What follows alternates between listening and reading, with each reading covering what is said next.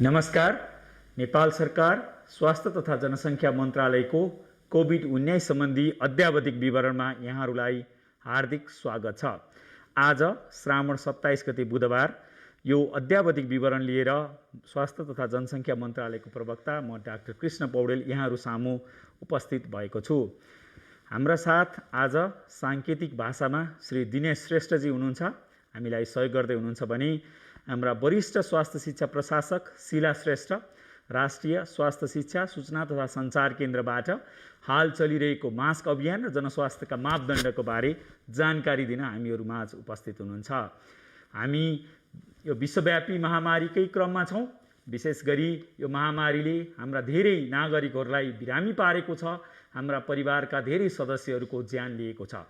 त्यसैले हामी जनस्वास्थ्यका मापदण्डहरू विशेष गरी अनिवार्य रूपमा मास्कको प्रयोग गर्ने, घरबाट बाहिर निस्किँदा कमसेकम एक व्यक्ति अर्को व्यक्तिबाट कम्तीमा 2 मिटर टाढा बस्ने र बेला बेलामा साबुन पानीले मिची हात धुने गर्नुपर्दछ। सङ्क्रमण रोक्नका लागि हाम्रा सामूहिक प्रयासको आवश्यकता छ र हाम्रा सामूहिक प्रयासहरू कम भए भने यो सङ्क्रमणले लहरको रूप लिन्छ। हामीले पहिलो र दोस्रो लहरमा हाम्रो क्षमताभन्दा बढी, हाम्रो अस्पतालको क्षमताभन्दा बढी बिरामीहरू, सङ्क्रमितहरू बिहोर्न पर्यो।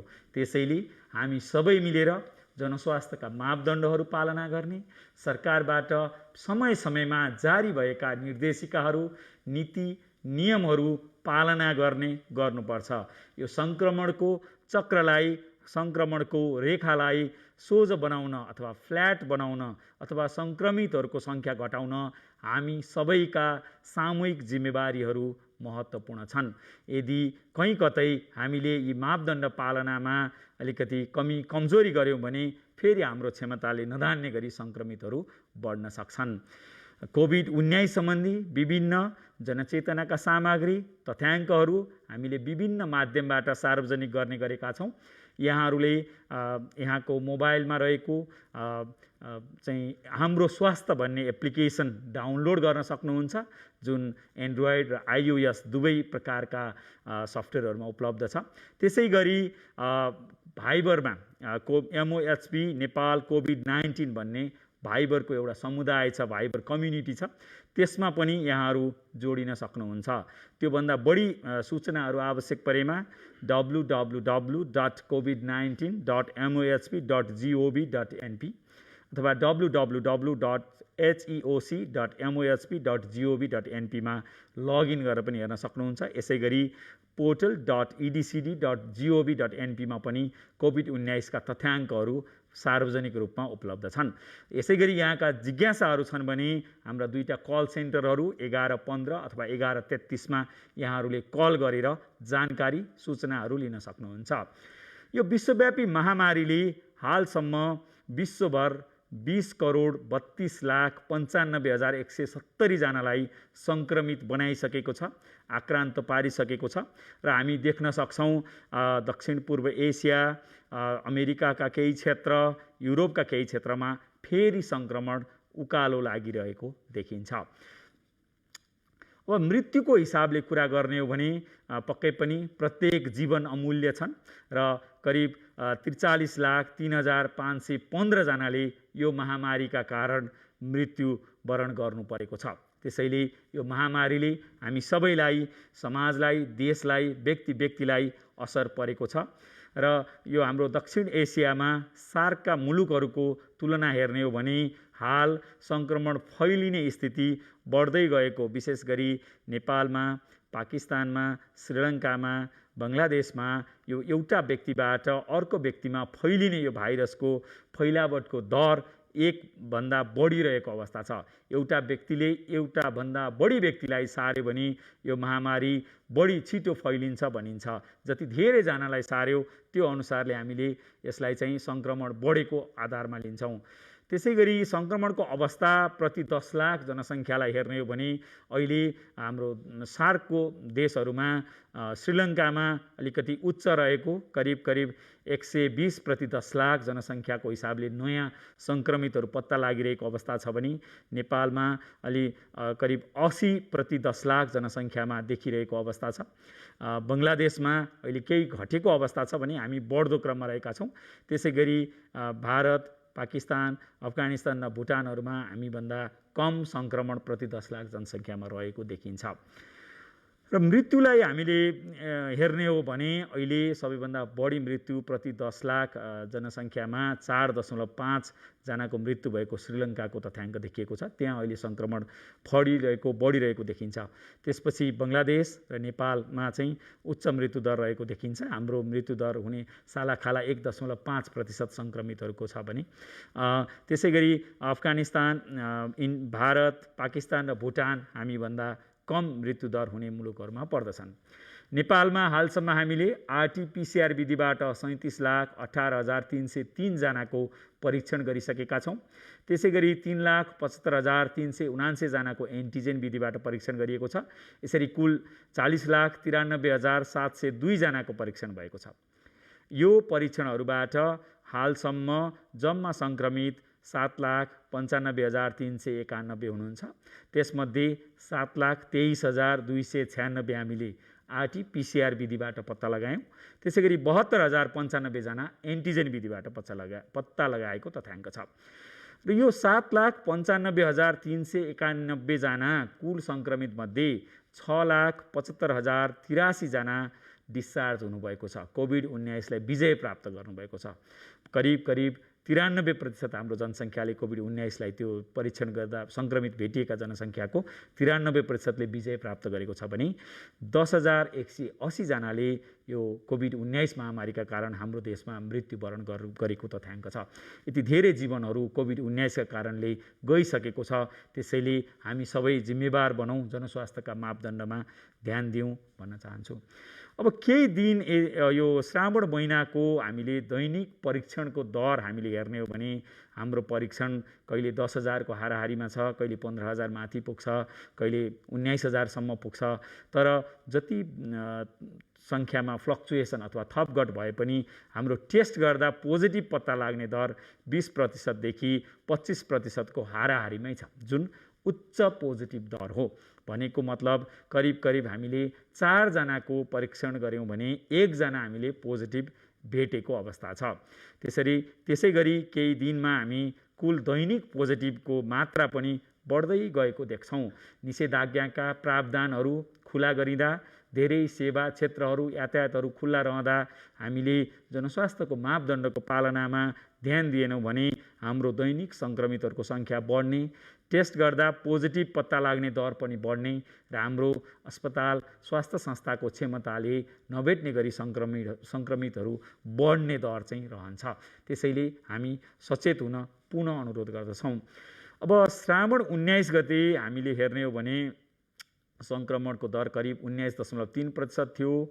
मृत्युको प्रति जनसङ्ख्यामा 334.4 थियो र हाम्रो देशका करिब 12वटा जिल्लामा मात्रै सक्रिय सङ्क्रमितहरू 500 भन्दा बढी थिए।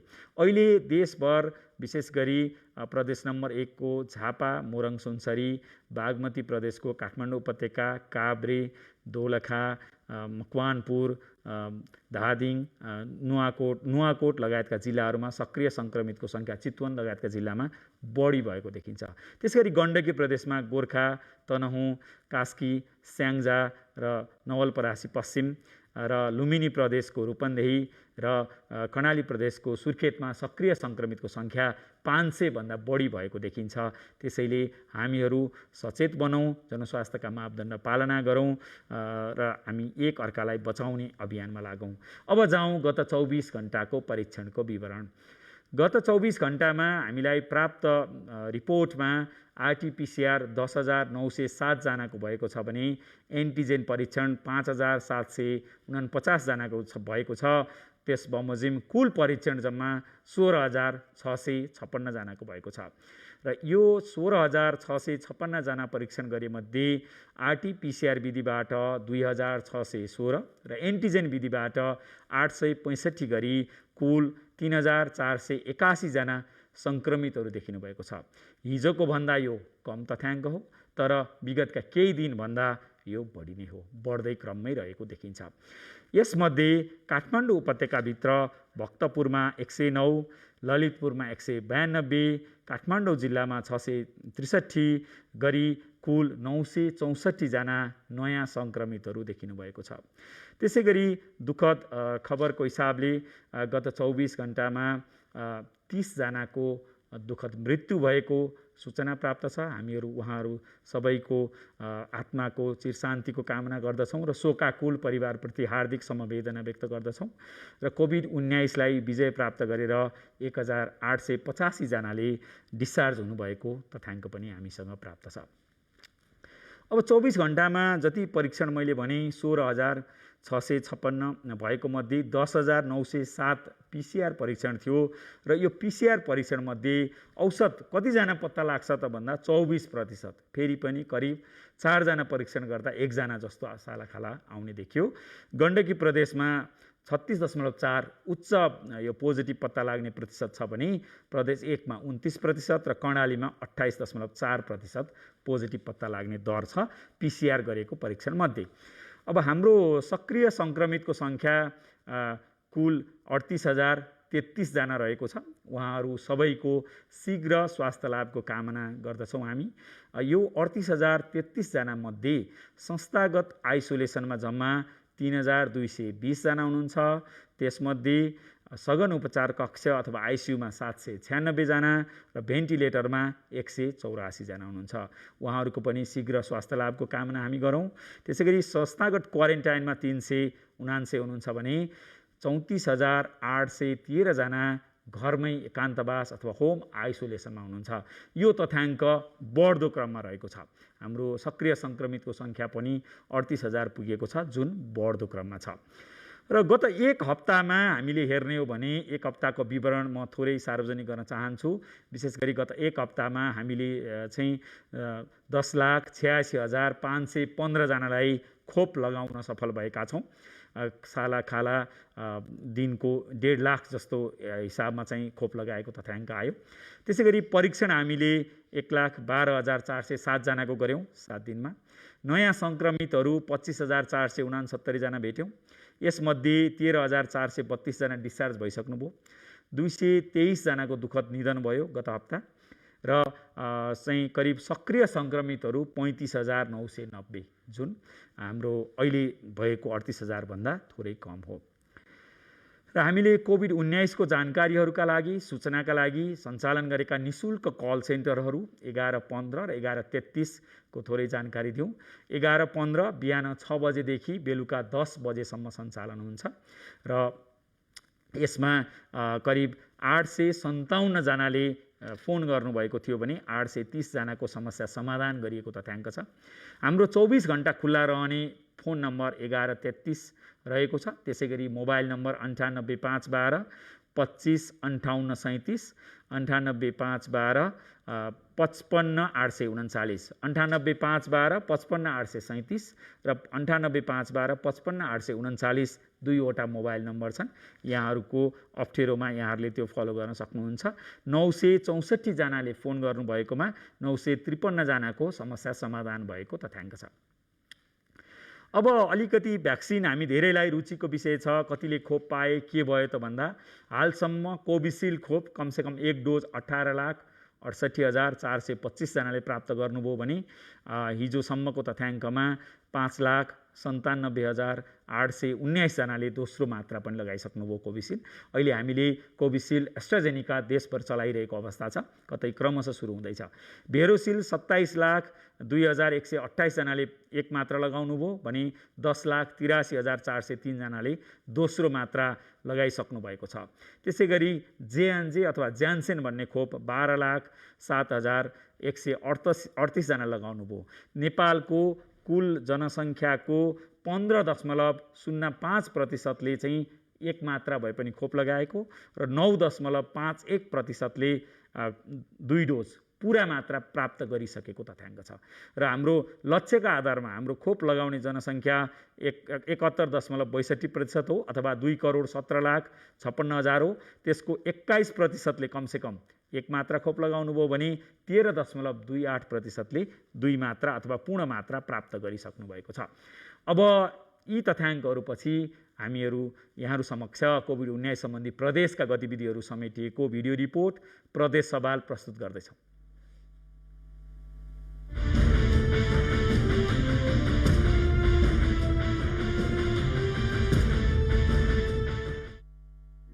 कोरोना संक्रमण रोकथाम नियन्त्रण गर्न मास्कको सही प्रयोग गर्नु आवश्यक रहेको भन्दै आम नागरिकमा सचेतना अभिवृद्धि गर्न सरकारले नेपाल मास्क अभियान जारी राखेको छ।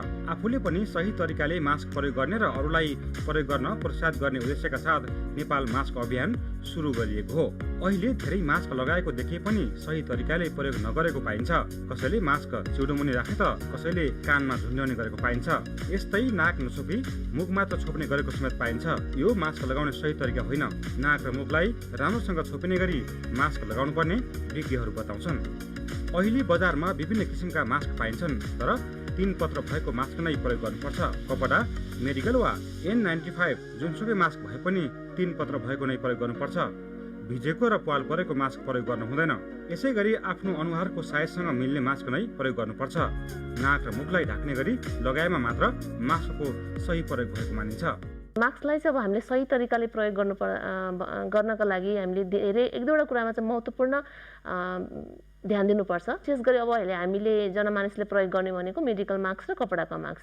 त्यसमा हामीले विशेष ध्यान दिनुपर्ने भनेको मास्कको छनौट। हामीले 3 पत्र भएको मास्कलाई चाहिँ हामीले सधैँ प्रयोग गर्नुपर्ने हुन्छ, चाहे त्यो कपडाको होस् र चाहे त्यो मेडिकल मास्क हो। त्यो एउटा छनौट सही भए पछाडि हामीले लगाउनुभन्दा अगाडि मास्क कतै टुटेको छ कि अथवा कतै पाल परेको छ कि अथवा भिजेको छ अथवा बिग्रेको छ, त्यो पनि सुनिश्चित गर्नु चाहिँ एकदमै आवश्यक छ। र आफ्नो अनुहार अनुसारको चाहिँ साइज फिटिङ भएको छ कि छैन।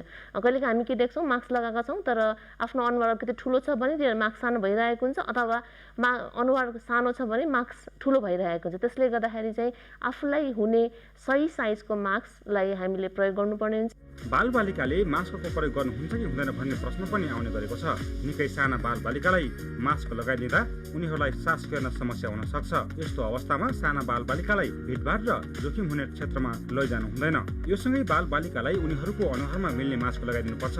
श्वास प्रश्वाससँग सम्बन्धित रोग भएका बालबालिकालाई भने चिकित्सकहरूसँग परामर्श गरेपछि मात्र मास्क प्रयोग गर्न दिनुपर्छ। अहिलेको जुन अब जोखिमको जुन तेस्रो लहरको हामी जोखिममा छौँ, त्यो कारणले गर्दाखेरि बालबालिकालाई पनि हामीले मास्क प्रयोग गर्न चाहिँ सक्छौँ। तर त्यसमा पनि 3 पत्रको कुरा र अर्को कुरा, जस्तै चाहिँ 5 वर्षका मुनि बालबालिकाहरू त सानै हुन्छन्, उहाँहरूलाई अब मास्क लगाएपछि अलिकति अप्ठ्यारो हुन्छ, उहाँहरूले तान्ने हुन्छ अथवा चाहिँ मास्कलाई निकाल्नु पर्ने हुन्छ, अथवा कसैलाई चाहिँ अप्ठ्यारो अवस्था पनि हुनसक्छ। त्यसले गर्दाखेरि चाहिँ यदि साना 5 वर्षभन्दा मुनिका बालबालिका छन् भने चाहिँ विशेष गार्जेनहरूले चाहिँ उहाँले एकदमै ध्यान दिनुपर्छ। आफ्नो बालबालिकालाई मास्क लगाएको सही तरिका छ कि छैन, अथवा उहाँहरूले मास्क फुकाल्नु भएको छ कि, त्यो कुराहरू चाहिँ हामीले सुनिश्चित गर्नुपर्छ। साथै कुनै अरू रोगहरू छन् होइन बालबालिकामा पनि, जस्तो चाहिँ दमको रोग छ अथवा मुटुको रोग छ अथवा कुनै श्वास प्रश्वासको रोग छ भने त्यस्तो अवस्थामा पनि आफ्नो चिकित्सकसँग सल्लाह लिएर मास्क प्रयोग गर्न चाहिँ सकिन्छ। 3 पत्र भएको मास्क नै किन आवश्यक छ त भन्ने जिज्ञासा पनि हुन सक्छ। 3 पत्र भएको मास्क लगाउँदा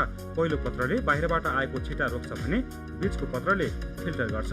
त्यस्तै तेस्रो पत्रले भित्रबाट आएको थुकका छिटा रोक्छ। यही भएर 3 पत्र भएको मास्क नै आवश्यक पर्ने हुन्छ।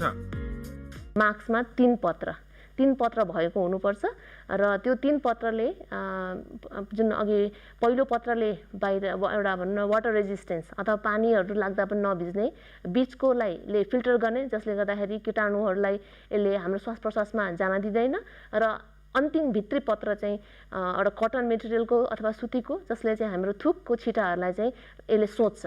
सो जुनै प्रकारको तपाईँले मास्क प्रयोग गर्नु भए पनि यो 3टा पत्र भएको मास्क हुनु चाहिँ एकदमै जरुरी छ। कपडाको मास्क भए एक पटक प्रयोग गरिसकेपछि त्यसलाई धोएर पुनः प्रयोग गर्न सकिन्छ, तर मेडिकल मास्क सकेसम्म पुनः प्रयोग गर्नु हुँदैन। यस्तो मास्क पुनः प्रयोग गर्नुपर्ने भए एक पटक लगाएपछि 48 घण्टासम्म अलग्गै राखेर मात्र प्रयोग गर्नुपर्छ। प्रयोग गरिसकेको मास्कको विसर्जन पनि सही तरिकाले गर्नुपर्छ। प्रयोग गरिसकेको मास्क जथाभावी फालिएमा त्यसबाट संक्रमण अरूलाई सर्न सक्छ। त्यसैले प्रयोग गरिसकेको वा बिग्रिएको मास्कलाई प्लास्टिकको ब्यागमा बन्द गरेर फोहोर फाल्ने ठाउँमा विसर्जन गर्नुपर्छ। कपडाको मास्क चाहिँ हामी त्यसलाई धोएर पुनः प्रयोग गर्न चाहिँ सक्छौँ। आज प्रयोग गरेर त्यसलाई हामीले तातो पानी अथवा मनतातो पानीमा मजासँग साबुन पानीलाई लगाएर धोएर हामीले त्यसलाई पुनः प्रयोग गर्न सक्छौँ र मेडिकल मास्कको हकमा चाहिँ हामीले सकेसम्म चाहिँ यसलाई पुनः प्रयोग नगरौँ। मास्कको सही प्रयोग गरेमा कोरोना संक्रमणको जोखिम न्यून हुन्छ। प्रयोग गरिसकेको मास्कको सही विसर्जन गरिए अरू व्यक्तिमा समेत संक्रमण सर्ने सम्भावना रहँदैन। मास्कको सही प्रयोग आफूले पनि गर्ने र अरूलाई पनि गर्न प्रोत्साहित गरी कोरोना संक्रमण रोकथाम र नियन्त्रणमा सहयोग पुर्याउनु आवश्यक छ।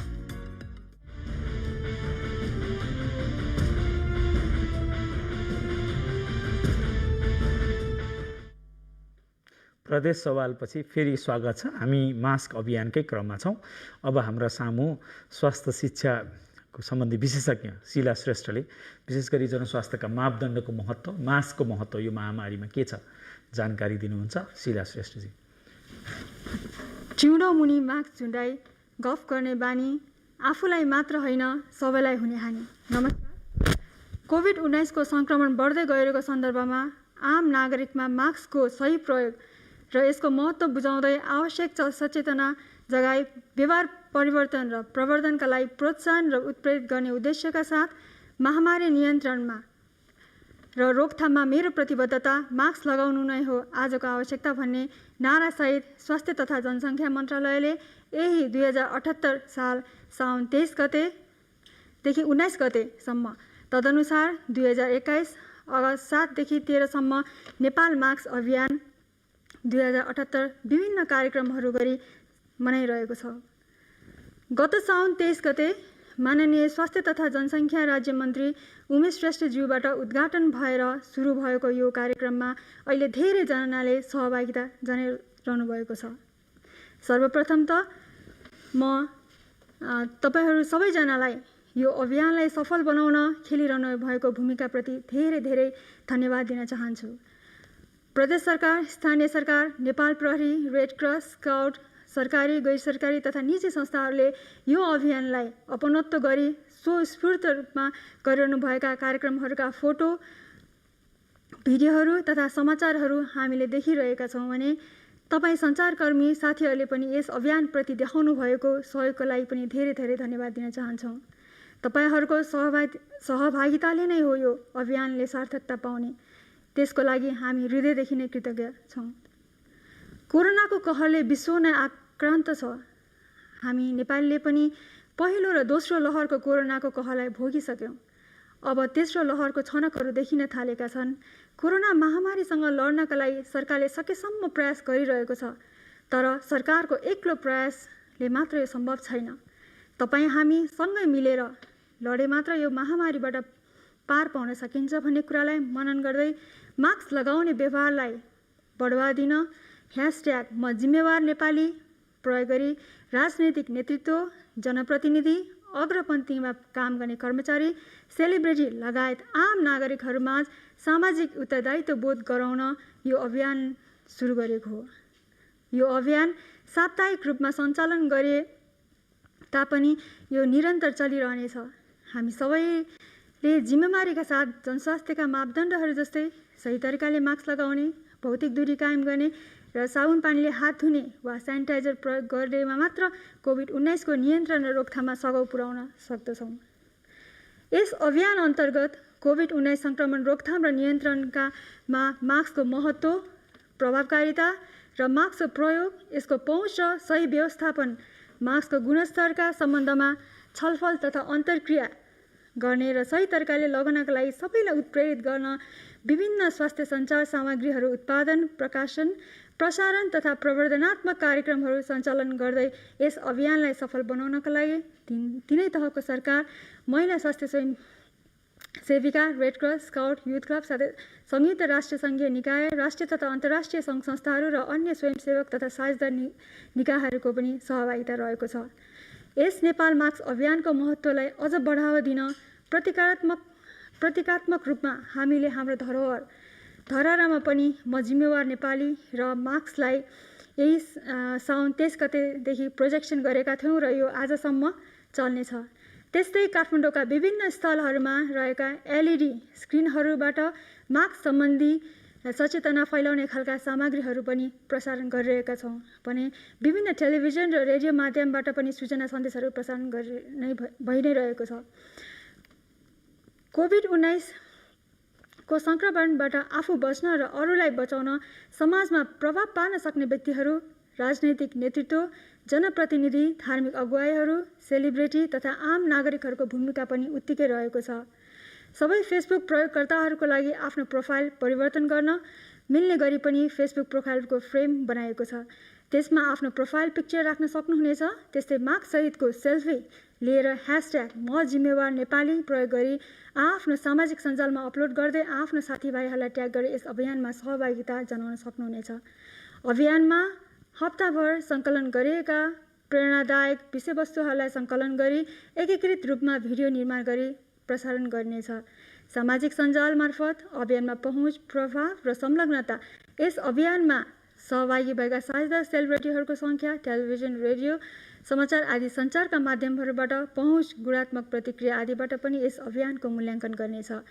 साथै यस अभियानको दौरानमा नेपाल मास्क अभियान सम्बन्धी सम्पूर्ण सूचनामूलक सामग्रीहरू NHIC को www.nheic.gov.np वेबसाइटमा पनि यहाँहरूले उपलब्ध गर्न सक्नुहुनेछ।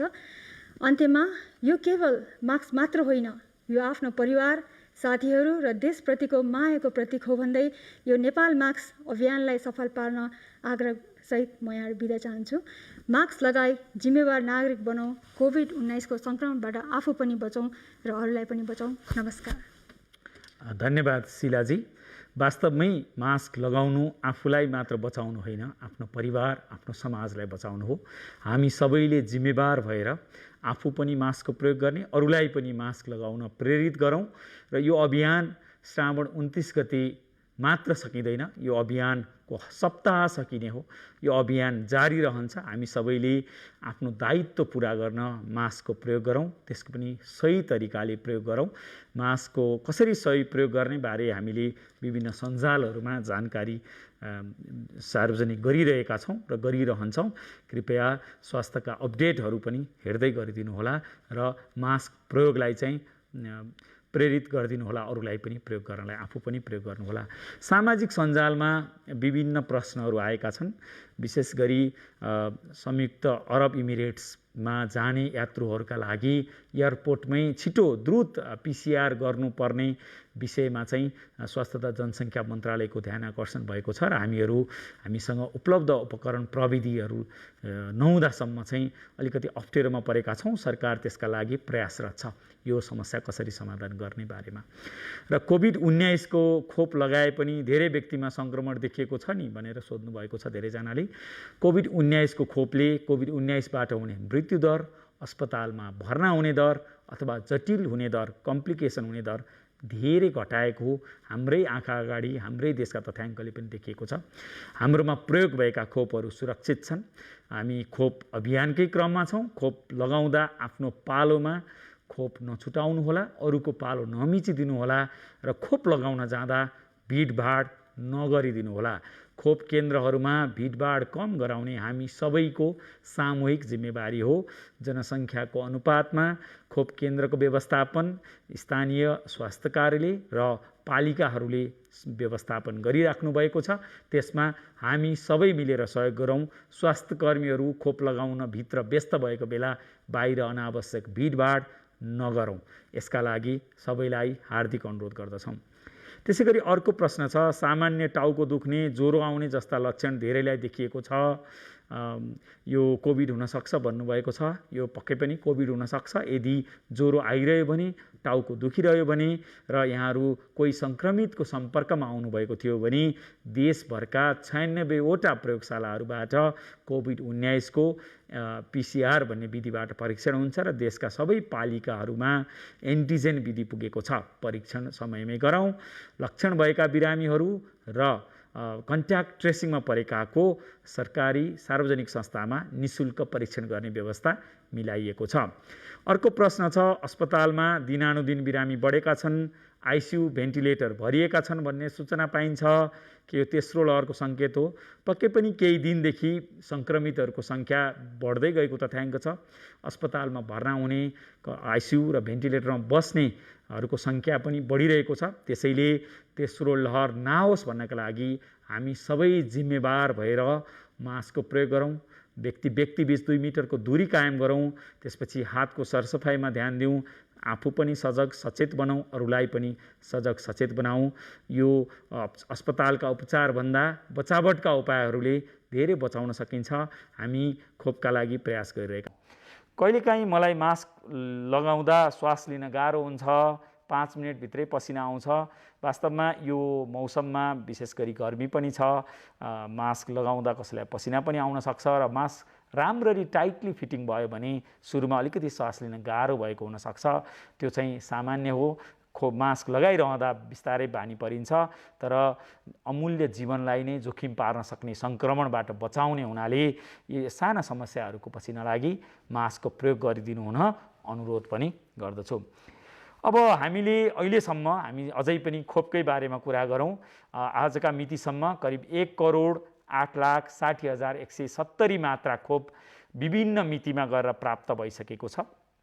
हामी थप 3,36,71,950 मात्रा खोप प्राप्त गर्ने प्रक्रियामा छौँ र यसमध्ये असोज मसान्तसम्म थप 1,02,00,000 खोप प्राप्त हुने र यसले गर्दा हामीले कमसेकम 1/3 जनसङ्ख्यालाई खोप लगाइसक्छौँ भन्ने अपेक्षाका साथ देशभरका खोप केन्द्रबाट, देशभरका पालिकाबाट खोप अभियान चलाइरहेका छौँ र बाँकी खोप विशेष गरी 3,23,00,000 थप माघसम्म प्राप्त हुन्छ भन्ने अपेक्षा छ।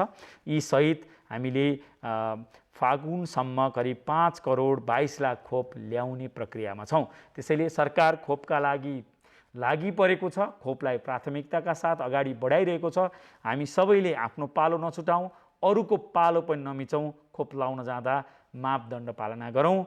हिजोसम्म करिब 45,41,682 जनाले खोप लगाइसक्नु भएको छ भने कमसेकम एक मात्रा 27,21,782 जनाले पूर्ण मात्राको खोप लगाइरहनु भएको छ। देशका विभिन्न भागमा खोप अभियान चलिरहेको छ र हाल चलिरहेको एस्ट्राजेनिकाको खोप प्रदेश नम्बर 1 र 2 मा पनि अर्को हप्तामै हामी पठाएर खोप सुचारू गर्छौँ।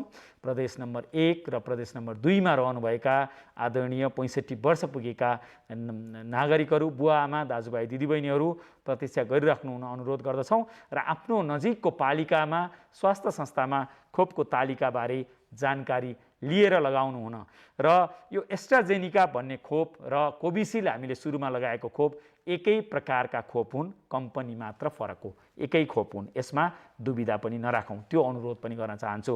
र अर्को महत्त्वपूर्ण अनुरोध, बन्दाबन्दी विभिन्न जिल्लाहरूमा केही प्रावधानहरूमा खुकुलो गरिएको छ, तर कोभिड-19 को महामारी समाप्त भएको छैन, सकिएको छैन। हामीले यो महामारी विरुद्ध सङ्घर्ष गरिरहेका छौँ र यो सङ्घर्षका हतियारहरू भनेको जनस्वास्थ्यका मापदण्डहरू, फेरि पनि मास्क, व्यक्ति बीचको दूरी र हाम्रो हातको सरसफाइ, साबुन पानीले मिची पटक हात धुनु नै हो। त्यसैले भिडभाड नगरौँ, घर बाहिर निस्किँदा मास्कको प्रयोग गरौँ। हामी पनि कोभिड-19 विरुद्ध मिलेर लडौँ र यो युद्धमा हामी सबैले विजय प्राप्त गर्ने प्रयास गरौँ। यही अनुरोध, यिनै सूचना, यिनै जानकारीहरू सहित यहाँहरू सबैलाई कोभिड-19 महामारी विरुद्ध हालसम्म पुर्याउनु भएको साथ सहयोगलाई निरन्तरताको अनुरोध गर्दै, जनस्वास्थ्यको मापदण्ड पालनामा गम्भीर भइदिनु हुन अनुरोध गर्दै आजको कोभिड-19 सम्बन्धी अद्यावधिक विवरण र जानकारीबाट हामी सबै बिदा हुन्छौँ। हार्दिक धन्यवाद, नमस्कार।